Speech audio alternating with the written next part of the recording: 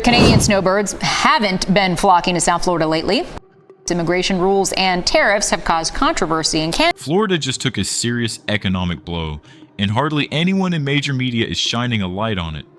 Across the state, hotels are seeing empty rooms, restaurants have open tables, real estate listings are sitting longer, and retirement communities are feeling the slowdown in a big way. This isn't about storm season or a normal dip in travel. The shift is coming from one surprising place: Canada. Yes, Canada. For years, thousands of Canadian snowbirds packed their bags every winter and headed straight to Florida for sunshine and warm beaches.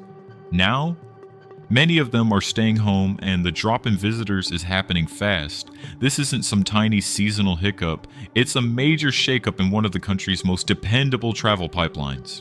As a matter of fact, Elliot and Lauren, the greater Fort Lauderdale is expecting up to 150,000 fewer visitors from Canada. You know, they make up one of the largest groups of international visitors to South Florida. But today we spoke to 3 different businesses, one of them saying they're seeing some encouraging signs. So what changed in 2025? Why are longtime visitors suddenly switching plans? And who's quietly benefiting from this shift?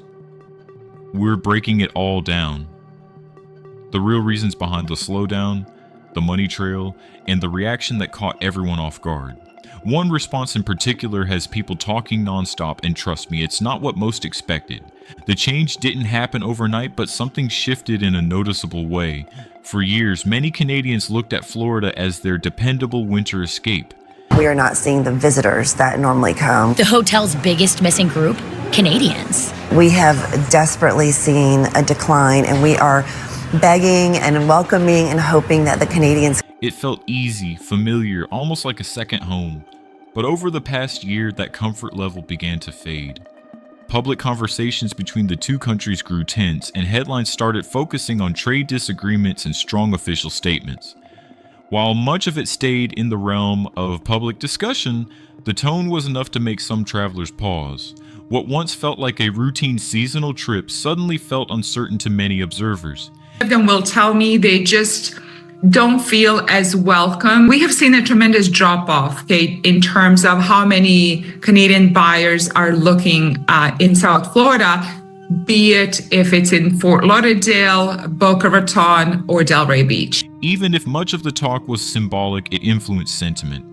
Travel agencies began noticing fewer inquiries. Some bookings were quietly canceled. The steady stream of winter visitors slowed down more than expected. What began as frustration and online discussion slowly translated into real-world decisions. And here's where the financial reality set in. Businesses that depend heavily on Canadian winter tourism started seeing the difference. Hotels, rental properties, and long-stay communities reported lighter demand than usual. According to publicly available travel and border data, entries from Canada into the United States declined in 2025 compared with the prior year. Return trips by both car and plane fell, especially among long-term winter travelers, marking several consecutive months of reduced activity. Recent travel surveys revealed a clear shift in behavior.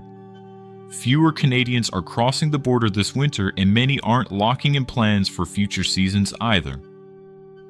Smaller tourism operators reported reservations dropping by noticeable margins, and some businesses have even stepped back from actively marketing to Canadian travelers. And that's only part of the story, because the biggest adjustment followed new regulatory updates introduced in 2025. For decades, long winter stays were simple and familiar. Visitors could spend extended time in the United States with minimal paperwork, making the process feel smooth and routine.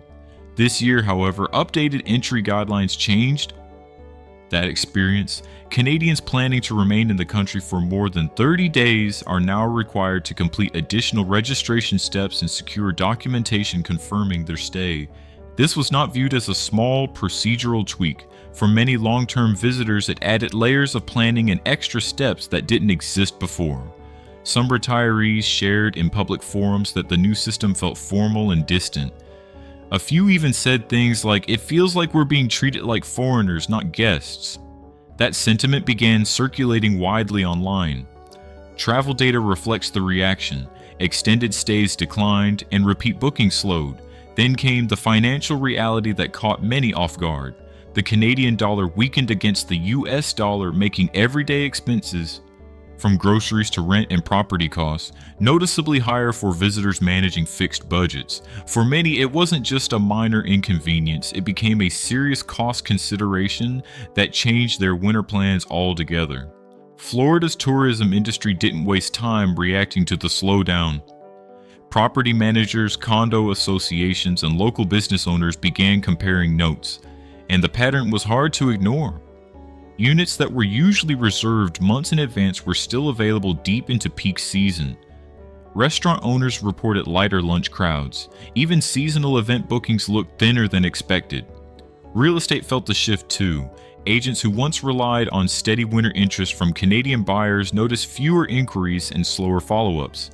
Some listings that would normally move quickly started lingering on the market. While demand hasn't disappeared, the pace has clearly changed, and that creates pressure in communities built around predictable seasonal traffic. At the same time, other warm weather destinations are quietly benefiting. Travel analysts point out that some Canadians are exploring options closer to home or choosing alternative international spots with simpler entry processes and more favorable exchange rates. The competition for winter travelers has intensified, and Florida is no longer the automatic first choice for everyone. Local leaders are now watching the numbers closely. If this pattern continues, businesses may need to adjust pricing, marketing strategies, and long-term planning. What once felt like a guaranteed annual boost now looks far less certain, and the ripple effects could stretch well beyond one season. For many retirees carefully managing fixed budgets, the shift in currency value created a serious squeeze. Everyday expenses during a long winter stay in the United States began stretching further than expected. Groceries, utilities, insurance, and housing costs all added up quickly. When those rising expenses were combined with updated travel procedures and growing uncertainty, the numbers simply didn't feel comfortable anymore. For some longtime visitors, Florida started to feel less like a routine getaway and more like a premium choice they had to reconsider. What was once a dependable seasonal tradition is now prompting difficult decisions. Real estate professionals and popular snowbird communities report more Canadian-owned properties being listed for sale. At the same time, fewer buyers are stepping forward to purchase them. Homes that previously attracted quick offers are now sitting longer, and in certain areas, pricing has adjusted to reflect softer demand. For many sellers, the choice goes beyond finances. Years of winter habits, neighborhood connections, and familiar routines are being weighed against long-term practicality. That emotional factor is real, and the market is responding accordingly. Analysts describe the trend as a noticeable reversal of past migration patterns. Meanwhile, alternative destinations are gaining momentum. Travel data suggests increased Canadian interest in places like Mexico, parts of the Caribbean, sections of Europe, and regions of Central America. The desire for warm weather hasn't disappeared. It's simply being redirected toward locations that feel more cost-efficient and administratively straightforward in the current climate. Destinations that once competed hard for Canadian travel spending are now quietly gaining momentum.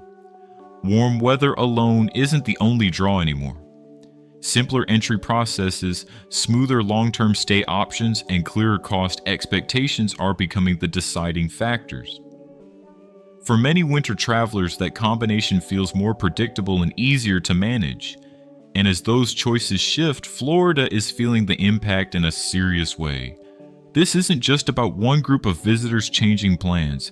Many small businesses have depended on consistent winter traffic for decades. Beachfront cafes, boutique hotels, property services, tour operators, and seasonal workers all rely on that steady flow. When those crowds thin out, the effects ripple quickly. Some restaurants have reduced operating hours. Certain seasonal roles haven't returned at previous levels. A few retail shops have even closed earlier than usual due to lighter demand. This doesn't look like a typical slow season. Business owners describe it as sustained pressure that's forcing tough adjustments. The real question now is whether this winter marks a temporary dip or the beginning of a longer shift in travel behavior. In conversations with local residents, the concern feels personal. One longtime community member shared that they never expected tourism patterns to change this dramatically. They described watching familiar seasonal rhythms fade and noticing the difference in neighborhood energy. For many people, this story has moved beyond travel statistics. It has become about how economic shifts, policy updates, and global cost changes can reshape entire communities in ways few anticipated. Over the past few months, local chambers of commerce and tourism boards have started holding urgent strategy meetings. Industry leaders are reviewing visitor data, comparing seasonal trends, and trying to understand whether this shift is temporary or something more permanent. Marketing campaigns are being adjusted, new incentives are being discussed, and some communities are exploring ways to simplify long-term stay guidance for international visitors. Property developers and rental managers are also adapting. Instead of relying heavily on one core group of winter travelers, many are broadening their outreach to different regions and shorter-term vacationers. Some are offering flexible lease terms, seasonal discounts, or bundled amenities to make extended stays more attractive again. The goal is simple: restore confidence and rebuild consistency. Financial analysts say recovery will depend on a mix of factors: currency stability, clear travel policies, and overall consumer confidence. If exchange rates improve and administrative processes feel more straightforward, interest could rebound faster than expected. But if uncertainty lingers, travelers may continue exploring alternatives. What makes this moment stand out is how quickly decades of routine shifted. Florida built a reputation as a dependable winter haven, and that identity doesn't disappear overnight.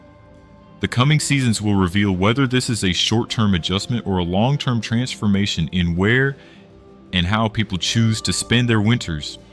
Florida's winter economy once relied on Canadians returning year after year like clockwork.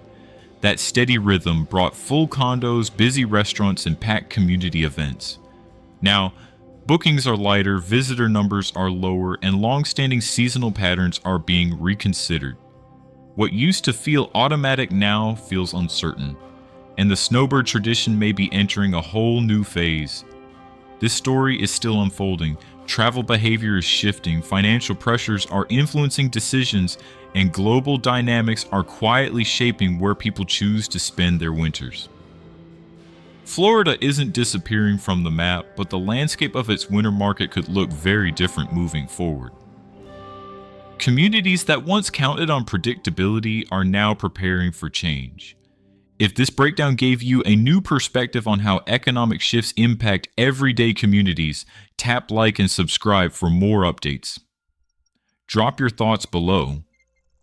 Do you think Florida can attract Canadian snowbirds at previous levels, or is this a lasting reset? Stay informed, stay aware, and keep watching The Cost Fallout.